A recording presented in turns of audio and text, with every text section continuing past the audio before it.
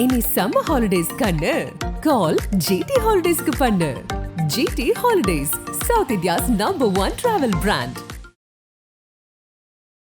அஜித்துடைய manager Suresh Chandra நேற்று social மீடியாவில் போட்டு தெரிக்க விட்டாரு. பக்கம் கொண்டாடிட்டு இருக்காங்க, பழைய தலை வந்துட்டாரியா அப்படின்னு. நீங்க சொல்ற மாதிரி வந்து அஜித் அந்த 3 விதமான லுக்ல இருக்குது. ஒரு அஜித்தே இந்த குட் பேட் அக்லியை வந்து யார் எடுக்கிறது? ஒரு தெலுங்கு பட கம்பெனி தானே நீங்க ஆடி ஆகணும். 200 கோடி ரூபாய் சம்பளம் யார் இங்க கொடுக்க முடியும்? ஒரு சினிமாவுடைய பட்ஜெட்டில் சம்பளமே 200 கோடி போயிட்டா இது எதை வச்சு பண்ண முடியும் அவங்களால? ஒரு மாஸ் ஹீரோ உங்க மேல இருக்கிற அந்த பட டைரக்டர்ன்ற அந்த கலங்கத்தையும் ஒரு ஹிட் படத்தையும் கொடுத்துருவாங்க. நம்ம 2 பேரும் சேர்ந்து பண்ணுவோம். அந்த ஹிட் தான் மார்க் ஆண்டனி. ஒரு 100 கோடி கிளப்ல அந்த படம் இணைஞ்சது. எந்த மாதிரியான கதையாக இருக்கும் பேடக்லி அப்படின்னு நான் விசாரிச்ச வகையில் ஒரு தகவல் கேட்டப்ப என்னன்னா, அஜித் மாதிரியான ஒரு பெரிய ஹீரோக்கள் அந்த மாதிரியான ஒரு சைகையை வந்து காட்டுவது ஒரு முற்றிலும் ஒரு இதுவான விஷயம். அவர் ஒத்துக்க மாட்டார். இந்த படமும் அதே மாதிரி வில்லன் மாதிரியான ஒரு ரோல் இருக்குமா? அது எந்த அளவுக்கு மக்களை ரீச் ஆகும், ஃபேன்ஸை வந்து சாட்டிஸ்ஃபை பண்ணும் நீங்க நினைக்கிறீங்க? ஒரு வில்லனுக்கு 2 வில்லன் இருப்பாருன்னு நினைக்கிறேன். ஆமா, ஒரு வில்லன் தான், ஒரு ஹீரோ தான் குட்டு தான், அப்புறம் பேடு அக்லியா இருக்கிறாங்க. ஆதன் சினிமா நேயர்களுக்கு வணக்கம். முக்கிய நிகழ்வுகளை உடனுக்குடன் தெரிந்து கொள்ள ஆதன் செயலியை டவுன்லோட் செய்யுங்கள். டவுன்லோட் லிங்க் டிஸ்கிரிப்ஷனில் உள்ளது. இன்னைக்கு நம்ம கூட ஜேர்னலிஸ்ட் சேயார் பால் அவர்கள் இருக்கார். வாருங்க பேசலாம். வணக்கம் சார். வணக்கம். பொதுவாகவே அஜித் ஃபேன்ஸ் எதிர்பார்க்குறதுன்னா ஏதாவது அவரோட படத்தோட அப்டேட் பற்றி எதிர்பார்த்துட்டே இருப்பாங்க. ஸோ ஏதாவது விடாமுயற்சி படத்தோட அப்டேட் வருமா அப்படின்னு பார்க்கும்போது குட் பேட் அக்லியோட ஃபர்ஸ்ட் லுக் போஸ்டர் வந்திருக்கு. ஸோ அந்த போஸ்டர் பார்த்தோன்னே சார் பயங்கர ஒரு கன்ஃபியூஷன். இது என்ன மாதிரியான படமாக இருக்கும்? ஒரு வேளை வந்து அஜித் வந்து 3 கதாபாத்திரத்தில் நடிக்கிறாரா, இல்லை 3 விதமாக நடிக்கிறாரா அப்படிங்கிற ஒரு பயங்கர டவுட். ஸோ உங்களுக்கு இந்த ஃபர்ஸ்ட் லுக் பார்த்தோன்னே எப்படி சார் இருந்தது? அது ஒரு லீடு ஒன்று கொடுத்துருந்தீங்க, அஜித் படத்துடைய அப்டேட் வருமானு. உண்மையிலே அது பெரிய அளவில் அந்த படம் வந்து கடைசி நெருக்கத்தில் இருக்கிற வரைக்கும் அப்டேட்டை கேட்டுக்கிட்டே இருப்பாங்க. அது நம்ம சமீபத்திய படங்கள்லாம் பார்த்தோம். வலிமை அப்டேட்டு போய் முடியே தெரியாத கிரிக்கெட் பிளேயர்கிட்ட கேட்டது, பிரச்சாரத்துக்கு வந்த எடப்பாடி பழனிசாமி கிட்ட கேட்டதெல்லாம் வந்து சம்பவங்கள் இருக்கு. அதை தாண்டி யாருமே எதிர்பார்க்காத அளவுக்கு திடீர்னு வந்து ஒரு போஸ்டரை ரிலீஸ் பண்ணியிருக்காங்க. எந்த அறிவிப்பும் இல்லை, எந்த ஆர்ப்பாட்டமும் இல்லை. அஜித்துடைய மேனேஜர் சுரேஷ் சந்திரா நேற்று சோஷியல் மீடியாவில் போட்டு தெரிக்க விட்டாரு. ஒரு பக்கம் கொண்டாடிட்டு இருக்காங்க, பழைய தலை வந்துட்டாரியா அப்படின்னு. நீங்க சொல்ற மாதிரி வந்து அஜித் அந்த 3 விதமான லுக்ல இருக்குது. பெரிய மாற்றங்கள் இல்லை அந்த லுக்ல வந்து ஒரே இதுவாக இருக்கு. அவருடைய செய்கை தான் அதுல வந்து வித்தியாசமா இருக்குது. குட் பேட் அக்லி அப்படின்னு நீங்க சொன்ன மாதிரி 3 கேரக்டரா 3 கெட்டப்பா அப்படின்னு நம்ம விசாரிச்சவர்கள் பார்த்தீங்கன்னா 3 கெட்டப்ல தான் ஒரு 3 கெட்டப்ல நடிக்கிறாரு. குட் பேட் அக்லி அப்படின்னு சொன்ன மாதிரி வந்து இப்போ அவங்க வந்து ஃபேன்ஸ் தெரிக்க விட்டுருக்காங்க. இவ்வளோ அவசரம் ஏன் இந்த அப்டேட் வர்றதுக்கு அப்படின்ற ஒரு விஷயம். விடாமுயற்சி என்ன ஆச்சு? இதெல்லாம் தொடர்ச்சியான கேள்விகள் இருக்கு. குறிப்பா சொன்ன மாதிரி வந்து விடாமுயற்சி அது ஸ்டார்ட் பண்ணி அப்புறம் வந்து அந்த எந்த நேரத்தில் அது மாதிரி ஒரு டைட்டில் வச்சாங்கன்னு தெரியல. விடாமுயற்சின்னு விடாமுயற்சி ஆகி கொஞ்சம் கொஞ்சமாக இது ஆகி இப்போ அது ஒரு 15% ஷூட்டிங் எடுக்க வேண்டிய சூழ்நிலையில் இருக்கிறது. இல்லை எங்கே சிக்கல்னு தெரியல. இவங்க தரப்புலேருந்து லைக்கா மேலே சிக்கல்ன்றாங்க. லைக்கா எதையுமே வாயை திறக்கல. ஒட்டுமொத்தமாக லைக்காவிலேருந்து எல்லாரும் போய் ஒரு ப்ரொடக்ஷன் நிறுவனத்தை போய் அவ்வளோ ஒரு நிறுவனத்தை ஒட்டுமொத்தமாக குற்றம் சாட்ட முடியாது. அதில் அஜித்துக்கும் பங்கு உண்டு, மகிழ் திருமேனிக்கும் பங்கு உண்டு. அஜர்பைஜான் ஒரு நாட்டை செலக்ட் பண்ணதே அஜித் தான் அப்படின்னு சொல்கிறாங்க. அப்புறமா வந்து ரொம்ப பார்த்து பர்ஃபெக்ஷனாக எடுக்கிறாரு, மகிழ் திருமேனி எடுத்துக்கிட்டு இருந்தாரு அப்படின்ற மாதிரியான ஒரு இது. அவர் அப்படி தான் எடுப்பார். இல்லை ஒரு ப்ரொடக்ஷன் நிறுவனத்தை மட்டும் நம்ம சொல்ல முடியாது. அவங்களுக்கு என்ன சிக்கலோ, ஆனால் வந்து கண்டிப்பாக வந்து படம் வந்து நாங்கள் எடுத்தே தீர்வோம், ரிலீஸ் பண்ணியே தீர்வோன்றாங்க. இல்லை யாருக்கு எங்கே முரண்பாடு ஏற்பட்டது, யாருக்கு எந்த இடத்துல ஒரு சின்ன ஈகோ வந்தது. ஒரு கார் ஆக்சிடென்ட் மாதிரியான ஒரு வீடியோ அது கூட வந்து அஜித் கோவத்துடைய வெளிப்பாட்டில் தான் அது வெளியிட்டாரு. பாருங்க அப்படின்ற அளவுக்கு வந்து விடாமுயற்சி. அவருக்கு என்ன கோவம் சார் லைக்கா நிறுவனம் மேல? இல்ல அதுதான் என்ன கோவம்னு தெரியல. வந்து படம் அதாவது முடியாததற்கு வந்து யார் காரணம்னு யாருமே ஒன்றும் முழுமையா வாயை திறக்கல. யாருமே சொல்லல. லைக்காவும் எதுவும் சொல்லல, இவர் தரப்புல இருந்து ஒன்றும் சொல்லல. ஆனா நாம விசாரிச்ச வகையில் பார்த்தீங்கன்னா இன்னும் 15% தான் இருக்குது, அதை முடிச்சாகணும் அப்படின்னு. அஜர்பைஜான் அந்த கண்ட்ரிக்கு போனதுலேருந்து அந்த சீதோஷ்ண நிலை, அங்கே இருக்கிற நிலைமைகள் இதெல்லாம் சரியா ஒத்து வரல. அதை தாண்டி அஜித்துக்கே வந்து துணிவு படத்தில் நடிக்கும்போது ஒரு பாம் பிளாஸ்ட் அவருக்கு தெரியாமல் பக்கத்தில் இருந்து அந்த படத்தில் தான் அடிக்கடி பாம் வெடிச்சுக்கிட்டே இருக்கு இல்லைங்களா? இவருக்கு சொல்லாமல் பக்கத்தில் இருந்து வெடித்த ஒரு சின்ன இது வந்து சவுண்ட் வந்து அந்த செவிப்பறை காதை வந்து கொஞ்சம் டேமேஜ் பண்ணிடுச்சு. அவர் தான் வந்து சத்தமே இல்லாத ஒரு ஏரியாவை வேணும் அப்படின்னு செலக்ட் பண்ணதா ஒரு விஷயம் போகுது. இன்னொன்று என்னன்னா, யூரோப்பில் சிட்டிசன் அந்த குடியுரிமை வாங்குறதுக்காக அந்த நாட்டை வந்து இத்தனை நாள் அங்கே இருந்தோம்னா அதுக்கான இது கூட அது எந்த அளவுக்கு உண்மைன்னு தெரியல. இதெல்லாம் சோசியல் மீடியாவில் பரப்பப்படுகிற செய்திகள், சொல்லப்படுகிற தகவல்கள். இதை மீறி நீங்கள் சொல்கிற மாதிரி என்ன கோபம், ஆனால் கோபம் ஒன்று இருக்குது. அந்த கோபத்துக்கு யார் காரணம் அப்படின்ட்டு இன்னும் தெளிவாக தெரியல. அந்த கோபத்தினுடைய வெளிப்பாடு தான் இந்த போஸ்டரை ரிலீஸ் பண்ணியிருக்குது. சார் இதில் இன்னொரு விஷயமே இப்போ வந்து ப்ரொடக்ஷன் அப்படிங்கிறது இப்போ வர காலகட்டத்தில் வந்து பார்த்தீங்கன்னா வர வர கம்மியாகிட்டே போகுதுன்னு கூட சொல்லலாம். கதைகள் நிறைய இருந்தாலும் படம் பண்ணுறதுக்காக ப்ரொடக்ஷன் வந்து ரொம்ப கம்மியாகிட்டே இருக்குது. இந்த மாதிரி பெரிய ஹீரோஸ்லாம் நிறைய விஷயங்கள் டிமாண்ட் பண்ணும்போது இந்த மாதிரி பெரிய கம்பெனியே வந்து பார்த்தீங்கன்னா நம்ம தடுமாறும் போது என்ன மாதிரியான விஷயங்கள் ஹீரோஸ் மேற்கொள்ளணும் சார்? இல்லை, உண்மையிலே பிரமாதமான ஒரு கேள்வி கேட்டீங்க. நீங்கள் வந்து இன்றைக்கி வந்து 1000 ஸ்கிரிப்ட் இருக்குது, 10 ப்ரொடக்ஷன் நிறுவனம் கிடையாது. 1000க்கும் 10 பாருங்கள். ஏன் 1000 கூட 10,000 ஸ்கிரிப்ட் இருக்குது. நீங்கள் சாலிகிராமத்தில் தூக்கத்தில் தட்டி எழுப்பி கதை சொல்கிறான்னா மடமடன்னு சொல்கிறதுக்கான ஆட்கள்லாம் இருக்காங்க. ஆனால் தயாரிப்பு நிறுவனம் கிடையாது. ஏன்னா சினிமா அந்த அளவுக்கு வந்து காஸ்ட் ஆஃப் ப்ரொடக்ஷன் பெரிய அளவில் போயிடுச்சு. இன்றைக்கி ஹீரோக்களுடைய சம்பளம் வந்து கோடிகளில் போயிட்டுருக்கு. கோடி வந்து சர்வ சாதாரணமாகிட்டு இருக்கு. இதுக்கு இந்த இது கூட யாரோ போட்டிருந்தாங்க, லைக்கா மாதிரி நிறுவனங்களை வந்து அடித்து விரட்டி விட்டுறாதீங்க அப்படின்னு சோஷியல் மீடியாவில் கேட்டிருக்காங்க. அது கொஞ்சம் வேதனையாகவும் இருக்குது. ஏன்னா நீங்கள் வந்து பொன்னியின் செல்வன் மாதிரியான படங்களை வந்து எம்ஜிஆர் தொட்டு இதை நம்ம எடுக்க முடியாதுன்னு கைவிடப்பட்டு கமலஹாசன் அதை எப்படி நம்ம எம்ஜிஆராலே எடுக்க முடியாதுன்னு போது நாம் இதை எப்படி கொண்டு வர போகிறோம்னு அப்புறம் வந்து ராஜ்கமல் ஃபிலிம்ஸில் கையை விட்டப்போ லைக்கா நிறுவனம் இந்த பொன்னியின் செல்வன் 1, 2ன்னு வந்து நீங்கள் வந்து ஒரு தமிழர்கள் பெருமைப்படக்கூடிய ஒரு படமாக அவங்க கொண்டு வந்திருக்காங்கன்னா அது அவங்களால தான் சாத்தியப்பட்டது. இந்த மாதிரி நிறுவனங்களை வந்து நீங்கள் வந்து சீக்கிரமாக அமுச்சு விட்றோம். போதிய அவங்களுக்கு வந்து சினிமா ஒன்றும் கிடையாது. வந்து இதெல்லாம் வேற ஒரு தொழில் வந்து போதும். இதுலேருந்து யார் இது பண்ணிட்டு இருப்பானே, இதெல்லாம் போய் பண்டையை உடச்சிட்டு இருப்பானே, போய் நம்ம வந்து செல்ஃபோன் விற்போம், சிம் கார்டு விற்போம் ரேஞ்சில் அவங்க போயிட்டாங்கன்னு வச்சுங்க. என்ன பண்ணுவீங்க நீங்கள்? எங்கே நிறுவனம் இருக்குது இங்கே? பழைய நிறுவனங்கள் ஏவிஎம் எங்கே இருக்குது, விஜயவாகனி எங்கே இருக்குது, அதெல்லாம் சுத்தமாக காணாமல் போயிடுச்சு. சூப்பர் குட் ஃபிலிம்ஸ்லாம் அப்படியே சுத்தமாக ஒதுங்கிட்டாங்க. ஒரு காலத்தில் வந்து கோடம்பாக்கத்தினுடைய புதியவர்களுடைய ஆலமரம் வந்து சூப்பர் குட் ஃபிலிம்ஸ். இந்த சூப்பர் குட் ஃபிலிம்ஸ் வந்து நார்த்து போக்கு ரோட்டில் சிவாஜி வீட்டு தாண்டி நார்த்து போக்கு ரோட்டில், நான் சொல்கிறது 90 காலகட்டங்களில் ஆஃபீஸுக்கு வெளியே ஒரு 50 பேர் நிற்பாங்க, உள்ளே ஒரு 20 பேர் வெயிட் பண்ணுவாங்க. ஆர்பி சௌத்ரியோட ஆஃபீஸில் ஒரு 5 பேர் வெயிட் பண்ணிருப்பாங்க, கதை சொல்கிறதுக்கு நடிப்புக்காக சான்ஸ் கேட்டு. அப்படி இருந்தாலும் கிட்டத்தட்ட ஒரு 50 டைரக்டர்களை உருவாக்கியிருக்காங்க. அவங்களே இது முடியாதுப்பா இந்த சினிமா இப்போ இருக்கிற காலகட்டம். என்னென்னா முக்கியமாக நடிகர்களுடைய சம்பளம்ன்ற ஒரு விஷயம் இருக்கு இல்லைங்களா? அதான் நீங்கள் சொல்கிற மாதிரி இப்போ இங்கே படங்கள் இல்லைன்னு இவர் அஜித்தே இப்போ இந்த குட் பேட் அக்லியை வந்து யார் எடுக்கிறது? மைத்ரி மூவிஸ். ஒரு தெலுங்கு பட கம்பெனி தானே நீங்கள் ஆடி ஆகணும். 200 கோடி ரூபா சம்பளம் யார் இங்கே கொடுக்க முடியும்? ஒரு சினிமாவுடைய பட்ஜெட்டில் சம்பளமே 200 கோடி போயிட்டா மீதி எதை வச்சு பண்ண முடியும் அவங்களால ஒரு மாஸ் ஹீரோவுக்கு? முக்கியமான கேள்வி. அது உண்மையிலேயே அந்த சின்ன படங்களுக்கு பெரிய பாதிப்பு. இதனால வந்து ஓகே, இதனால நிறைய யங் டைரக்டர்ஸ்லாம் வந்து ரொம்ப பாதிக்கப்படுறாங்க. கண்டிப்பாங்க. வந்து அதுவும் இடையில வேற ரீரிலீஸ் வந்து கோடம்பாக்கத்தே கொஞ்சம் பயமுறுத்திச்சு வந்து. அம்மா உண்மையிலேயே அதெல்லாம் ரொம்ப தப்பானது. வந்து ஒரு பக்கம் தியேட்டர்களுக்கு வருமானம் ரைட்டு, நீங்க சொல்ற மாதிரி சினிமா கனவுகளோடு இன்னைக்கு போராடிக்கிட்டு இருக்க எவ்வளோ பேர் இருக்காங்க திறமையானவங்க. இங்க இருக்கிற ஹீரோக்கள் பேரை சொல்ல விரும்பல நான். முக்கியமான சில ஹீரோக்கள் கூட ஒரு படம் ஜெயிச்ச டைரக்டர்கிட்ட தான் கதை கேட்குறாங்க. நான் அவங்கள வச்சு எடுத்தவங்க புதுமுக டைரக்டர் தானே. ஒரு படம் நீங்கள் ஜெயிச்சுட்டு வந்தால் தான் நாங்கள் கதை கேட்போம்னா அப்போ புதுமுக டைரக்டர் என்ன தான் பண்ணுவான்? நீங்கள் கதையாவது வாங்கி வச்சுக்கலாம் இல்லைங்களா? அந்த மாதிரி ஒரு நிலைமையில் போயிட்டு இருக்கு இங்கே சினிமா. அப்படியே மாறிக்கிட்டு இருக்கு. ஓகே ஓகே சார், அடுத்து நம்ம அப்படியே வந்து குட் பேட் அக்லியோடைய அந்த கதைகளுக்கு போவோம் சார். அந்த ஃபர்ஸ்ட் லுக் பார்க்கும்போது இது என்ன மாதிரியான படமாக இருக்கும், என்ன மாதிரியான ஸ்டோரியாக இருக்கும்னு நீங்கள் நினைக்கிறீங்க சார்?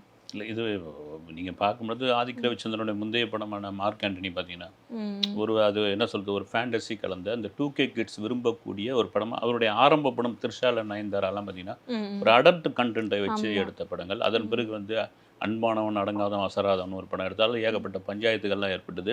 அதே ஆதிக் வந்து நேர்கொண்ட பார்வையில் கோ டைரக்டராக ஒர்க் பண்ணும்பொழுது தான் அங்கே அஜித்துக்கும் அவருக்கும் வந்து ஒரு மீட் நடந்து, பிரதர் ஏதாவது ஒரு லைன் சொல்லுங்க அப்படின்போது அந்த லைன் சொன்ன பிறகு உங்கள் மேலே இருக்கிற அந்த பட டைரக்டர்ன்ற அந்த கலங்கத்தையும் ஒரு ஹிட் படத்தையும் கொடுத்துருவாங்க, நம்ம 2 பேரும் சேர்ந்து பண்ணுவோம். அந்த ஹிட்டு தான் மார்க் ஆண்டனி. ஒரு 100 கோடி கிளப்பில் அந்த படம் இணைஞ்சது. எனக்கு தெரிஞ்சு இந்த மாதிரி எந்த மாதிரியான கதையாக இருக்கும் இந்த குட் பேட் அக்லி அப்படின்னு நான் விசாரித்த வகையில் ஒரு தகவல் கேட்டப்போ என்னென்னா, அன்பானவன் அடங்காதவனுக்கு வந்து ஒரு ஆதிக் சொன்ன ஒரு லைன், அது சிம்பு மாற்றிட்டாருன்னு தகவல் இருக்குது. படமே ஒரு கொலாப்ஸ் ஆகிடுச்சு. அந்த லைனை தான் வந்து அஜித் கிட்ட சொல்லியிருக்காரு. இப்போ அஜித்துக்கு தகுந்த மாதிரி இப்போ உள்ள சூழ்நிலைக்கு தகுந்த மாதிரி அந்த ஸ்கிரிப்டை மாற்றிருக்காரு. லைன் அதுதான். அது என்னன்றது நமக்கு தெரியல. வந்து நீங்கள் அந்த படம் எடுத்துக்கிட்டிங்கன்னா, ட்ரிபிள் எடுத்துக்கிட்டிங்கன்னா அது எங்கே போகுது ஏது போகுதுன்னு தெரியாது. ஒரு ஃப்ளாப்பான ஒரு மூவி தான். அந்த லைன் எடுத்துட்டு இப்போ இந்த படத்துக்கு எப்படி சார்? அந்த லைன் கிடையாது. அந்த லைன் சொன்னது ரைட்டு. அதன் பிறகு அந்த லைன் அந்த கதைக்குள் சிம்பு போய் உட்காந்து அதையெல்லாம் பிரித்து ஆர்டர்லாம் மாற்றி எனக்கு இப்படி வைக்கணும், அதில் பார்த்தீங்கன்னா மதுரை மைக்கிள்னு ஒரு கேரக்டர் வரும், திடீர்னு அஸ்வின் தாத்தான்னு ஒரு கேரக்டர் வரும், அது வரும் இது வரும். கடைசியில் ஒரு எண்டே உலக சினிமா வரலாற்றுலேயே இப்படியாப்பட்ட ஒரு எண்டை நான் பார்த்ததே கிடையாது. மொட்டையாக முடிச்சுட்டு போயிட்டே இருப்பாங்க. வணக்கம் போட்டாங்களா இல்லையான்ற அளவுக்கு ஆடியன்ஸ் உட்காந்துட்டு இருப்பாங்க. அதெல்லாம் ஆதித்ய வச்சிருந்த ஒரு கோபமாக கூட இருக்கும். இந்த சம்பவத்தை கூட அவர் சொல்லியிருக்கலாம் வந்து அஜித் கிட்ட, சார் இப்படிலாம் நான் வந்து அவமானப்படுத்தப்பட்டேன் இந்த கதையை சொல்லி அப்படின்னு, வாங்க நீங்கள் வாங்க படம் பண்ணணும்னு. எனக்கு தெரிஞ்சு அந்த கதையினுடைய ஒரிஜினல், அது அதனுடைய ஒரிஜினல் லைன் தான். அது அஜித்துக்கு தகுந்த மாதிரி இன்றைய காலகட்டத்தில் உள்ள இந்த 2K கிட்ஸுகளுக்கு பிடித்தமான ஒரு ஸ்கிரிப்டாக ஆதிக் பண்ணியிருக்காரு. இப்போ பொதுவே ஆதிக்கோட மூவி அப்படின்னா அதில் ஏதாவது அடல்ட் கண்டென்ட் எல்லாம் இருக்கும். ஸோ இந்த லுக்லேயுமே வந்து பார்த்தீங்கன்னா அஜித் அவர்கள் வந்து ஒரு லுக் வந்து ஃபிங்கர் காட்டியிருக்கிற மாதிரி இருக்கு. ஸோ இதை எப்படி அஜித் அவர்கள் ஒத்துக்கிட்டாரு? பொதுவாகவே இந்த மாதிரி அடல்ட் கண்டென்ட்டை வந்து அஜித் வந்து அந்த அளவுக்கு விரும்ப மாட்டாரு, டயலாகுமே சரி. ஸோ இந்த படத்தில் அடல்ட் கண்டென்ட் இருக்கா? இந்த லுக் இந்த மாதிரி எப்படி ஒத்துக்கிட்டாரு அஜித் அவர்கள்? அது கேட்டால் நம்ம சொல்லுவாங்கன்னா ஒருத்தர் குட்டு, ஒருத்தர் பேடு, ஒருத்தர் அக்லி. அந்த அக்லி தான் அப்படின்வாங்க. நீங்கள் சொல்கிறது அஜித் அதெல்லாம் ஒத்துக்கூடியதில் இன்றைக்கி அந்த மாதிரியான ஒரு சைகை காட்டக்கூடிய ஒரு விஷயம் எல்லாருக்கும் தெரியும். வந்து இன்றைக்கி வந்து ஹாலிவுட் படங்களில் அது சர்வசாதாரணமாக இருந்தாலும் பாலிவுட் படங்களில் நம்ம ஊர் படங்களில் கூட வந்துடுச்சு காட்சியாக. இருந்தாலும் அஜித் மாதிரியான ஒரு பெரிய ஹீரோக்கள் அந்த மாதிரியான ஒரு சைகையை வந்து காட்டுவது ஒரு முற்றிலும் ஒரு இதுவான விஷயம். அவர் ஒத்துக்க மாட்டார். இங்கே நிறைய சொல்லணும்னா துணிவு படத்தில் அவ்வளோ மியூட்டு கட்டு, அதில் சென்சார் பார்க்குறாங்க 17 இடத்துல மியூட்டும் கட்டணுன்னே அவர் டைரக்டர்கிட்ட எச் வினோத்துக்கிட்ட என்ன சொன்னார்னா, போய் ஆர்கியூ பண்ணாதீங்க, சென்சார் பார்த்துட்டாங்க, என்ன மியூட் கட்டு கொடுத்தாலும் வந்து நீங்கள் ஏற்றுங்க, என்ன சர்டிஃபிகேட் வரக்கூடாது, யூஏ வந்தால் போதும் அப்படின்னு டைரக்டர். ஏன்னா அஜித் சொல்லிட்டாருன்னு ஆர்கியூவே பண்ணல. ஓகே, அந்த படத்துக்கு யூஏ கொடுத்தாங்க. அப்படியேப்பட்டவர் தான் அஜித். அவருடைய முந்தைய படங்களில் கூட நீங்கள் பார்த்தீங்கன்னா ஒரு பாசிட்டிவான ஒரு டைலாக் தான் இருக்கும். அவருடைய காதல் மன்னனில் பார்த்தோன்னா எடுத்த உடனே நம்ம ஜெயிச்சிருவோம் இல்லை அப்படின்ற ஒரு டைலாகோட தான் தொடங்கும். இது எப்படி ஒத்துக்கிட்டாருன்னு தெரியல. சொன்ன மாதிரி இந்த கதைக்கு அந்த கேரக்டர் ரொம்ப அக்லியான கேரக்டர் அதுக்கு தேவைப்படுதுன்னா அதுக்கு வேற விதமாக கூட நீங்கள் வந்து ஒரு ஸ்டில்லை கொடுத்துக்கலாம், ஒரு போஸ்ட் கொடுத்துருக்கலாம். இது வந்து ஒரு ட்ரெண்டிங் ஆகி பேசிக்கிட்டு இருக்காங்க. அது எதிர்த்தரப்பில் இருக்கிற விஜய் ரசிகர்கள் இதை வேற மாதிரி கூட இது பண்ணிட்டாங்க. இவங்க அதுக்கு பதில் சொல்லிட்டு இருக்காங்க. எப்படியும் ஒரு ரசிகர்களுக்குள்ள ஒரு பெரிய விவாத பொருளாக மாறிக்கிட்டு இருக்காது சார். அதே மாதிரி இந்த படம் ஒரு ஜோனு விட்டு வெளியில வந்து நடிக்கிற ஒரு படமா இருக்குமா சார்? எப்போதும் அஜித் அவர்கள்னா இந்த மாதிரியான ஒரு கதைகளை தான் சூஸ் பண்ணுவார், இப்படிதான் அவருடைய ஆக்டிங் இருக்கும் அப்படிங்கிறது எல்லாத்தையுமே தாண்டி இந்த படம் கொஞ்சம் டிஃப்ரெண்ட்டாக நம்ம பார்க்க முடியுமா? இல்லை, நிச்சயமாக பார்க்க முடியும். எனக்கு பார்த்தீங்கன்னா வேதாளம் படத்தில் வந்த கணேஷ் ஆலுமா டோலுமா அந்த லுக்கு மாதிரியே இருக்குது வந்து எனக்கு. அப்புறம் பார்த்தீங்கன்னா அந்த இதெல்லாம் டாட்டூலாம் குத்திட்டு இருக்காரு. அதை வந்து டீகோட் பண்ணியிருக்காங்க வந்து ஃபேன்ஸ் வந்து. என்னென்னா அவருடைய விரலில் வந்து ஓட்டு போட்ட மை இருக்குது, ஓட்டு போட்ட கையோட போய் இந்த சீன் நடிக்க ஆரம்பிச்சிட்டாருன்ற அளவுக்கு ரசிகர்கள் வந்து இன்னைக்கு போய் பூத கண்ணாடி வச்சு தேடி அதை கொண்டு வராங்க. நீங்கள் சொல்கிற மாதிரி வழக்கமாக ஒரு ஃபார்முலாவில் படம் பண்ணிட்டோம். இப்போ வந்து மார்க்கண்டின்னு ஒரு படத்தை யாருமே எதிர்பார்க்கல. அது விஷால் ஹீரோவாக இருந்தாலும் அதில் மெயின் ஹீரோ வந்து எஜே சூர்யா தான். என்னென்ன விஷயங்கள் இன்னைக்கு ஆடியன்ஸை வந்து இன்னைக்கு வந்து செல்ஃபோன்லேயே உலகத்தை நகர்த்திக்கிட்டு இருக்கிற இந்த இளைஞர்களை ஒரு 2 மணி நேரம் தியேட்டருக்கு வர வைக்கிறது பெரிய மேஜிக்கான விஷயம். அவங்களை உட்கார வைக்கிறது, அதுக்கு என்னென்னலாம் தந்தா அவங்க வந்து உட்காருவாங்க, விசில் அடிப்பாங்க, கொண்டாடுவாங்க. அதில் மார்க் ஆண்டனி வந்து நிரூபித்த ஒரு படம். நாம் அதுக்கேற்ற மாதிரி அடாப்ட் ஆகும், நாம் அது கூட ட்ராவல் ஆகுன்ற ஒரு முடிவுக்கு அஜித் வந்திருக்கலாம். அதனுடைய மாற்றம் தான் இது. சார், இன்னொரு விஷயம், அஜித் அவர்கள் வந்து வில்லனாக ஆக்ட் பண்ணார் அப்படின்னா அந்த படம் வந்து பயங்கர ஹிட் ஆகிடும். ரசிகர்கள் வந்து அதை பயங்கரமாக வந்து கொண்டாடுவாங்க. ஸோ பில்லாவாக இருக்கட்டும், மங்காத்தாவாக இருக்கட்டும், இதெல்லாம் வந்து பார்த்திங்கன்னா பயங்கர ஒரு ரெஸ்பான்சிபிளாக மூவி. ஸோ இந்த படமும் அதே மாதிரி வில்லன் மாதிரின்னு ஒரு ரோல் இருக்குமா? அது எந்த அளவுக்கு மக்களை ரீச் ஆகும், ஃபேன்ஸை வந்து சாட்டிஸ்ஃபை பண்ணணும்னு நீங்கள் நினைக்கிறீங்களா? இல்லை, ஒரு வில்லனுக்கு 2 வில்லன் இருப்பாருன்னு நினைக்கிறேன். ஆமாம், ஒரு வில்லன் தான், ஒரு ஹீரோ தான் குட்டு தான், அப்புறம் பேடும் அக்லியும் இருக்கிறாங்க. நிச்சயமாக வந்து ஏன்னா ரஜினியோடைய முந்தைய பழைய இன்டர்வியூகள் நிறைய இன்டர்வியூலாம் சொல்லியிருக்காரு வந்து, நான் ஏன் ஹீரோவானு தெரியல, நான் ஆசைப்பட்டதே வில்லனுக்காக தான். இந்த தமிழ் சினிமா தூக்கி என்னை சூப்பர் ஸ்டாராக உட்கார வச்சுட்டுன்னு அந்த ஆதங்கம், அந்த ஒரு ஆசை கூட அஜித் கிட்ட இருக்கலாம். சொன்ன மாதிரி மங்காத்தாலாம் திருக்கி விட்டுருப்பாரு. இதில் ரைட்டு டபுள் டமாக்கான்ற மாதிரி வச்சு வில்லனா 2 ரோல் நமக்கு கிடைச்சிருக்கு. மேபி இருந்ததுன்னா பாத்திரம் ஒரு கையனா வாலிலேயே அவ்வளோ பிரமாதமாக பண்ணியிருப்பார் வந்து. மேபி இருக்கலாம். இருந்ததுன்னா அந்த ஹீரோயிசத்தை குறைக்காத ஒரு வில்லத்தனமான ஒரு கேரக்டராக, இல்லைன்னா அந்த வில்லத்தனத்தை பேலன்ஸ் பண்ணுற ஒரு ஹீரோ கேரக்டராகவும் அதில் இருக்கும் அது. இன்னொரு விஷயம் சார், ஃபேன் பாய் சம்பவத்தை இந்த படத்தில் வந்து நம்ம எதிர்பார்க்கலாமா? ஏன்னா இதற்கு முன்னாடி போட்டி அப்படின்னு பார்த்தா விஜய் அவர்களும் அஜித் அவர்களும் தான். இப்போ வந்து விஜய் அவர்கள் படம் நடிப்பாரா நடிக்க மாட்டாங்க ஒரு பெரிய கேள்விக்குறி. ஸோ இப்போ மார்க்கெட்டில் அஜித் மட்டும்தான் இருக்கிறாரு அப்படின்னா அவருக்கு என்ன மாதிரியான வரவேற்புகள் இருக்கும்? இன்னும் வசூல் ரீதியாக அது எந்த அளவுக்கு கொண்டு போகும் நீங்கள் நினைக்கிறீங்க? இல்லை, உண்மையாக ஒரு போட்டி இருக்கிறது தான். போட்டி இருந்தால் மட்டும்தான் அந்த போட்டி வந்து நம்ம பேசிக்கலாம், ஆரோக்கியமான போட்டியா அதுவான போட்டியா, நாங்கள் வந்து வெளியில் நண்பர்கள் திரையில் எதிரிகள் அப்படின்னு சொல்லிக்கிட்டாலும் வந்து இன்றைக்கும் இவ்வளோ 70 வயசு ஆன பிறகும் கமலும் ரஜினியும் வந்து ஒரு திரையில் போட்டியாளர்களாக தான் இருக்காங்க. வந்து ஒரு விக்ரம் கொடுத்துட்டாருன்னொடனே அவர் பார்த்தீங்கன்னா ஜெயிலர் கொடுக்குறாரு வந்து அடுத்தடுத்த கட்டத்தில் அவங்க போயிட்டு இருக்காங்க, இன்னும் அந்த போட்டி குறையல. அதே போல தான் அஜித்துக்கும் விஜய்க்குமான ஒரு போட்டி இருந்துகிட்டு இருக்கு. நீங்கள் சொல்கிற மாதிரி தளபதி 69 அவருடைய கடைசி படமாக வந்து முழு நேர அரசியலுக்குள்ள அவர் களமிறங்குறாரு.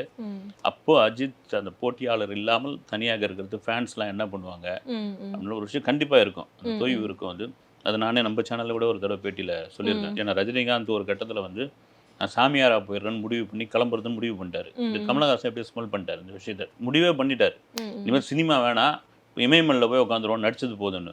அவருடைய நவம்பர் 7ஆம் தேதி ஒரு பர்த்டே ஃபங்க்ஷனுக்கு கூட்டின்னு வந்து ரஜினி உட்கார வச்சுட்டு இப்படியே சொன்னார், இந்த ஆள் வந்து ஒரு பாட்டுன்னு வந்து சினிமா வேணான்னு விட்டுட்டு போயிடுறாரு, நான்லாம் என்ன பண்ணுவேன்னாரு. நான்லாம் என்ன பண்ணுவேன், 2 கோல் கம்பம் இருந்தால் தான் வந்து ஃபுட்பால் விளையாட முடியும், நீங்கள் ஒரு கோல் கம்பம் நான் ஒரு கோல் கம்பம், ரசிகர்கள் பாட்டுன்னு விளையாடிட்டு இருப்பாங்க, நீங்கள் நடிங்க அப்படின்னு சொன்னார். இதே மனநிலை அஜித்துங்க இருக்கும்.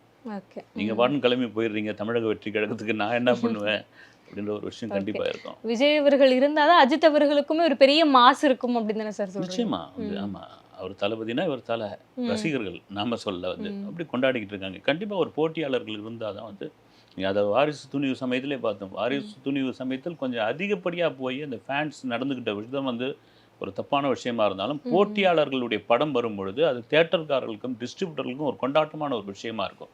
அது அவங்க என்ன சொன்னாங்க, முன்ன பின்ன வந்திருந்ததுன்னா எங்களுக்கு இன்னும் பெரிய லாபத்தை நாங்கள் பார்த்துருப்போம். நாங்கள் ஓகே ஓகே சார். அது அடுத்து அதே மாதிரி விடாமுயற்சி ஸ்டாப் ஆன உடனே இந்த படத்தோட லுக்கெல்லாம் வந்து உடனே வந்து ரிலீஸ் பண்ணதா இருக்கட்டும். ஸோ இந்த படம் ரிலீஸ் ஆகுறது ரொம்ப சீக்கிரம் ரிலீஸ் ஆகுமா, இல்லை அஜித் அவர்கள் வந்து இதை ஒரு போட்டியாக எடுத்துக்கிட்டு சீக்கிரம் அதை ரிலீஸ் பண்ணிடுவாரா? ஃபேன்ஸ்க்கு அதுக்கு எந்த அளவுக்கு ஒரு ட்ரீட் அமையும் நீங்கள் நினைக்கிறீங்க இந்த சார்? படத்தினுடைய குட் பேட் அகிலினுடைய அனௌன்ஸ்மெண்ட் வரும்பொழுதே வந்து 2025 பொங்கல் வெளியீடு. நேற்று வந்து இதுலையும் பார்த்தீங்கன்னா அந்த பொங்கல் வெளியீடுன்னு போட்டாங்க. இது ஒரு பெரிய அழுத்தம் தான் வந்து. அதுவும் அஜித் படத்துக்கு போடுறது வந்து மிகப்பெரிய அழுத்தம் தான் அவங்களுக்கு. லியோ படத்தில் அது மாதிரி தான், அந்த தொடங்கும் பொழுதே வந்து ரிலீஸ் டேட்டையும் அறிவிச்சாங்க. அதன் பிறகு அதில் எவ்வளோ அழுத்தம் இருந்ததுன்னு வந்து லோகேஷ் கனகராஜ் பேட்டிகள்லாம் சொன்னார். இது மாதிரி விஜய் அஜித் மாதிரியான மாஸ் ஹீரோக்களுக்கு படம் பண்ணும்பொழுது முன்கூட்டியே டேட் ரிலீஸ் டேட்டை போடுறது ஒரு பெரிய சவாலான விஷயம். அது பெரிய அழுத்தத்தை கடைசி நேரத்தில் கொடுத்துரும். இந்த அறிகுறின்னு வேலை செய்வாங்க இல்லைங்களா, அது என்ன இடம் சில சமயத்தில் சொதப்பிடும். ஆனால் இதில் ஒரு பெரிய பிளானிங் ஒன்று இருக்குன்னு நினைக்கிறேன். ஏன்னா அடுத்தடுத்த கட்டமாக நகர்ந்துட்டு இருக்காங்க பாருங்க. முதல்ல டைட்டில் லுக்கு, இப்போ வந்து ஒரு போஸ்டரு, அடுத்து வந்து ஷூட்டிங் ப்ராசஸிங் போயிட்டு இருக்கு ஹைதராபாத்தில். ஜப்பானு சைனாவில் வந்து அதனுடைய ஷூட்டிங் நடக்க போகுது.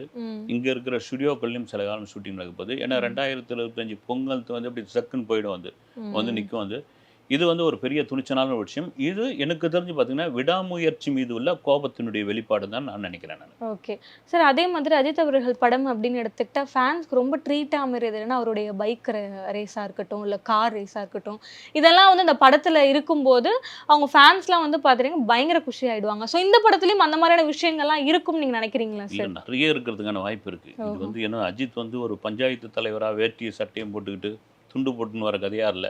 அதில் கூட பைக் ஏறி ஓட்டிடுவார். 2-3 விதமாக டாட்டுக்கிட்டெல்லாம் குத்திக்கிட்டு இருக்காரு. ரெண்டாவது பார்த்தீங்கன்னா அந்த பைக் ரேஸு, அது இது கார் ரேஸு கண்டிப்பாக இருக்கிறதுக்கான வாய்ப்பு இருக்குது.